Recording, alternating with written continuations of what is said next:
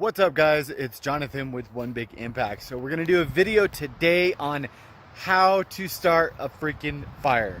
Okay, that sounds a little weird, but we're out here, I'm camping, and I know that a lot of people have a difficulty understanding how to start a fire. So first of all, I'm not gonna be doing this with sticks because that's just crazy. Why? Because you walk into freaking Walmart and buy a damn lighter. At worst case scenario, always keep a magnesium stick with you, and I'll put a lighter and the magnesium stick and flint in the description below. That should be part of everybody's camping equipment. But we're gonna get started and we're gonna go get a couple things really quick. So I want to just help you understand. So first of all, there's 3 different types of things that I'm looking for. I'm gonna be looking for finger type wood or finger width wood. Everything needs to be dry if possible. If not, that's okay, it's whatever. Then you're gonna look for kindling, pine needles, tumbleweeds, anything that's dry, something like that. Then you're gonna get a little bit bigger logs. So let's come over here, and specifically with the area that I'm at, I'm actually pretty lucky because literally, if you look all over the ground, like I have everything I need pretty much really close. So the next log size is gonna be something like this guy. So you're gonna just get a pile of that. If I didn't mention, I think I'd mentioned it, but rocks. You wanna make sure you have rocks for your perimeter. And also, the most important thing, do not be a douchebag and leave your freaking fire smoldering behind. And I'm saying that not because of, like, obviously the forest will regenerate itself and stuff like that. We understand that. But there's people that could live near there, and you don't want to sacrifice other people's safety or other people's homes or their livelihood.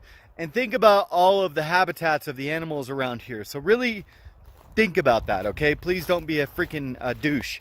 And then the next size things could be as big as something like that, maybe something like that. Try to get it really thick, hard stuff, not too rotted or anything, and that's going to be the stuff that like smolders through the night. If you're not, that's not going to work. No, don't even mess with it. A couple things that you might want to bring with you when you go camping. Obviously some lighter, maybe some toilet paper or tissue or something like that, newspaper or something like that, because maybe where you end up won't have any kindling. You could bring a notebook, you could use the paper from that or something like that. So keep that in mind. Let's go get started. I'm gonna go find some rocks, and I'm going to make a little cleared out location right here on the ground, and we're gonna get started. Little side tip, by the way, lick your finger, put it up in the air, and wherever you feel the cold is going to be where the wind is coming through. So for instance, at my campsite, wherever my fire is going to be, I'm gonna lick my finger, put my finger up in the air, and if this side of my finger on the open side facing the camp right here over by that chair is feeling coldness, that means the wind's coming this way. So what I'm going to want to do is put my tent over there and the fire over here. Just a little side tip, because you don't want the tent being smoldered and end up catching fire or having tons of smoke blowing in it. So you want to, so yeah, just make sure if the wind's coming this way, you want your fire over here so that it blows out away from your campsite. Rather than blowing in where your tent is going to be. My tent's going to be over there by the tree, and then my car's here kind of, and I'll probably back my car around actually so I can kind of block some of that wind during the night, and then I'll have my fire right here. So if you got a couple cars, maybe park them around and stuff, just make sure you don't get too close. Let's go get the rest of our. Now this probably goes without saying, but when you're foraging looking for wood and stuff like that, especially like larger pieces, can be a little bit more difficult to find. Clearly, with my situation, it's not going to be an issue, but down where I live in the desert, it can be. The recommendation that I'm going to tell you, and the tip, the pro tip, I wander a lot. I go out into the middle of nowhere a lot. I always have. When I was a kid, every summer we would take off into the desert for like 3 months and with all of our friends, and we wouldn't come back until school started again. It was pretty crazy.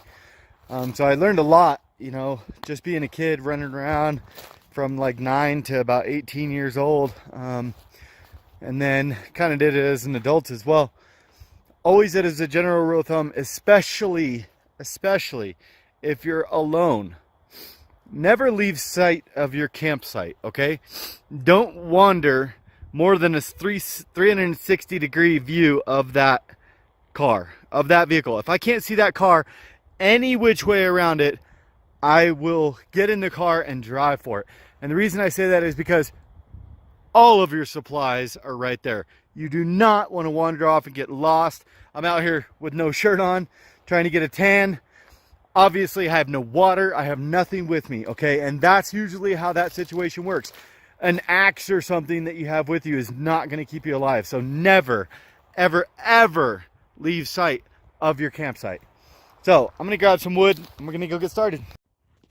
Okay, I got my little fire ring built. Now, the only thing I'm going to do now is probably find some type of stick, maybe the one I found over here, and I'm just going to clear away a good foot or two around the perimeter of it so that it doesn't catch anything and go. I have a pretty basic fire ring because I don't plan on doing a very significant fire.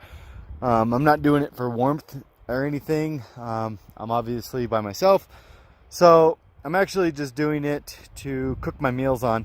So it's going to be a pretty small fire. So that being said, after that, we're going to go ahead and show you how to set up the actual base of the fire and get the fire going. All right, so I got 3 piles here. I got the fire ring is done, okay? First of all. Second of all, this is going to be the base and the post kindling, okay? So a few of those are going to build my little base. Then I have the kindling to go on top. Then I will go again with the small finger size material on top of that.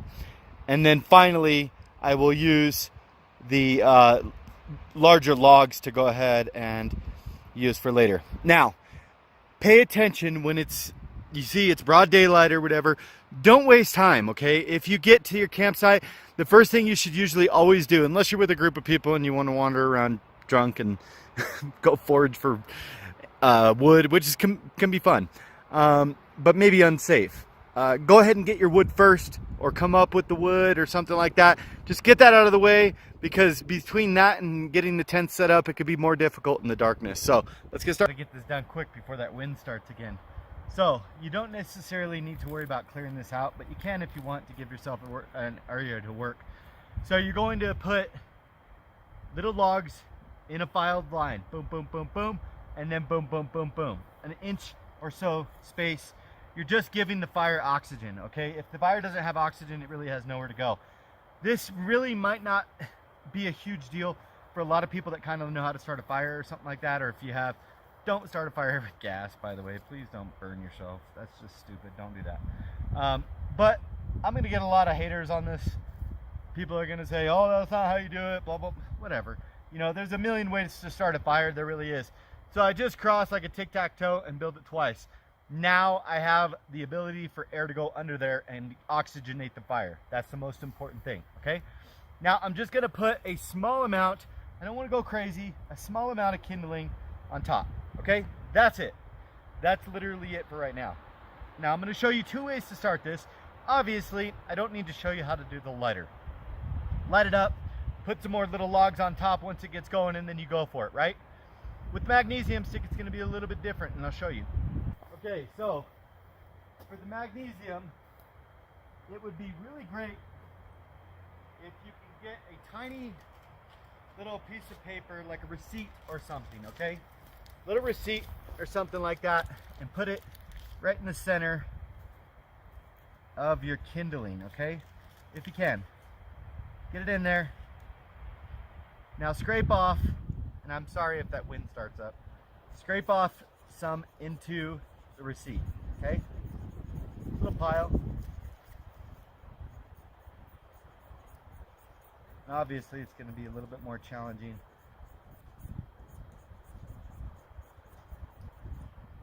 With the wind. Oh, and there goes my magnesium. That's awesome.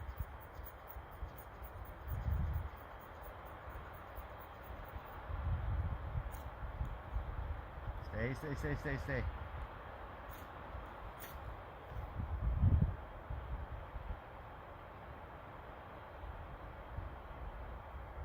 Okay, we got our little receipt going now. Here's my pile of kindling. I could put some of this on there. Generally speaking, the more kindling you put on a fire, the more smoke it's going to get. So if you're like in danger or something, maybe kindling might be a better option for you. Okay. Now since we got that going just a little bit, let's put a little bitty stick on there. See if we can get that to catch. Keep on with the kindling a little bit. Don't smother it, because if you go too much too fast, it's not going to work for you. Okay.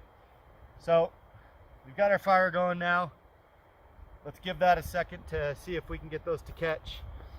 As soon as they do catch, we're going to go ahead and put a bigger log on there. But again, don't go too fast. Just give it a second. Keep that fire burning. Make sure you got plenty of kindling sitting around. With this situation, it's really a perfect fire building situation because there's all the products are necessary, and that's not going to happen everywhere you go.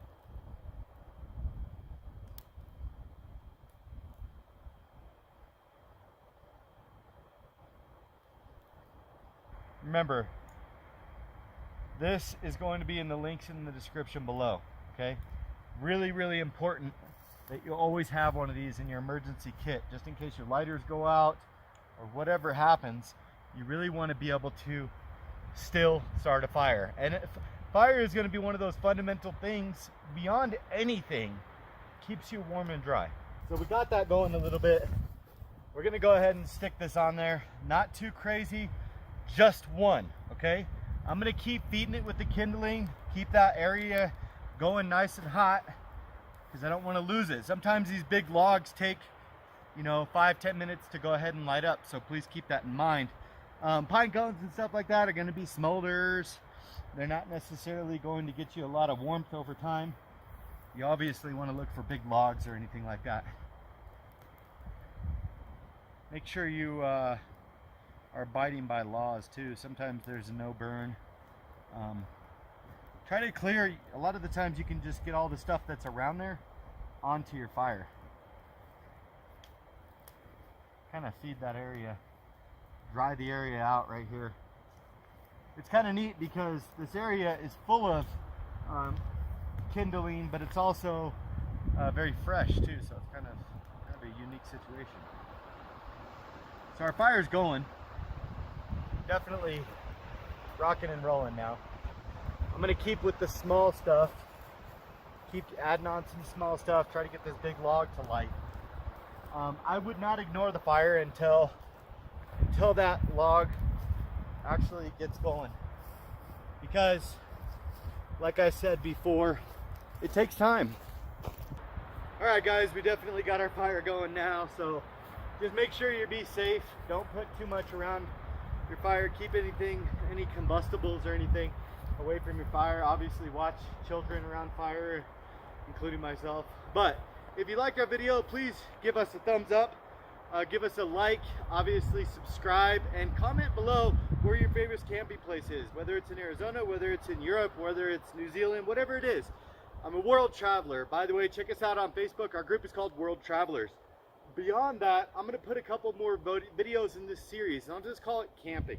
Okay, I'll just name it a playlist called camping. So check out the links in the description below. We'll do some cool lighters, some cool camping supplies and stuff that I like to bring.